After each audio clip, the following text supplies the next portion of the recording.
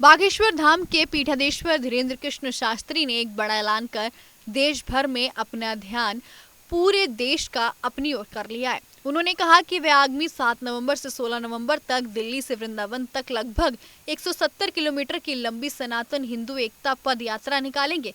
ये यात्रा 10 दिन तक चलेगी और 16 नवंबर को वृंदावन पहुंचकर श्री ठाकुर बांके बिहारी मंदिर में दर्शन के साथ समाप्त होगी।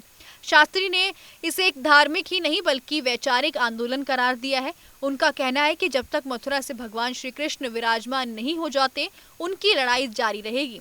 उन्होंने इस यात्रा को सिर्फ एक झांकी बताते हुए कहा है, असली फिल्म तो अभी बाकी है, ये भी उन्होंने पूरी तरीके से साधने की कोशिश की है।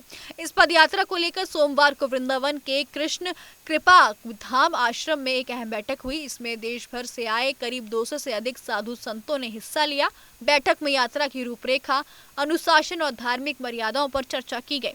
इस अवसर पर प्रसिद्ध कथावाचक अनिरुद्धाचार्य महाराज, बीजेपी सांसद मनोज तिवारी समेत कई संत महात्मा मौजूद रहे।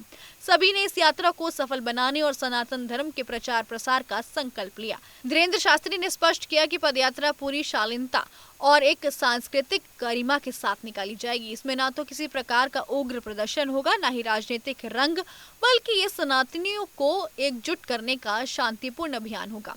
उनके अनुसार ये सिर्फ आस्था की यात्रा नहीं है, बल्कि इसका एक गहरा सामाजिक और वैचारिक उद्देश्य भी है।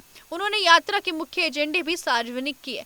इसमें सबसे पहला ब्रज क्षेत्र में मांस और मदिरा की बिक्री पर रोक लगाना, दूसरा यमुना नदी की शुद्धि के लिए जन जागरूकता अभियान चलाना और तीसरा धार्मिक स्थलों पर राष्ट्रगीत का वादन अनिवार्य करना। वहीं आपको बता दें, धीरेन्द्र शास्त्री का कहना है कि मंदिरों और मस्जिदों में राष्ट्रगीत गूंजना चाहिए ताकि ये साबित हो सके कि कौन सच में मातृभूमि से प्रेम करता है और कौन नहीं। उनका मानना है कि आज भी कई धर्म विरोधी ताकतें सनातन को कमजोर करने की कोशिश कर रही हैं, लेकिन संत महात्माओं और महापुरुषों के सहयोग से यह संभव नहीं हो पाएगा। यही कारण है कि इस पदयात्रा के जरिए एक मजबूत और एकजुट सनातन समाज का संदेश दिया जाएगा।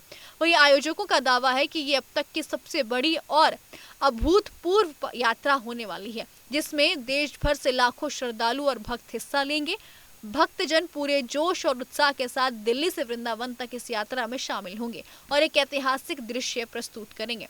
कुल मिलाकर कहा जाए तो धीरेन्द्र कृष्ण शास्त्री की ये पदयात्रा केवल धार्मिक अनुष्ठान नहीं, बल्कि सनातन एकता और संस्कृति को पुनः जागरण करने का एक प्रतीक बनकर सामने आ रही है। ये यात्रा ब्रज क्षेत्र और पूरे उत्तर प्रदेश, पूरे सामाजिक की एक संरचना पर भी एक गहरा असर डालेगी। 16 नवंबर को जब ये यात्रा वृंदावन से समाप्त होगी, तब ये तय होगा कि शास्त्री का ये कदम सिर्फ आस्था की लहर है या सनातन एकता की दिशा में एक बड़ा आंदोलन।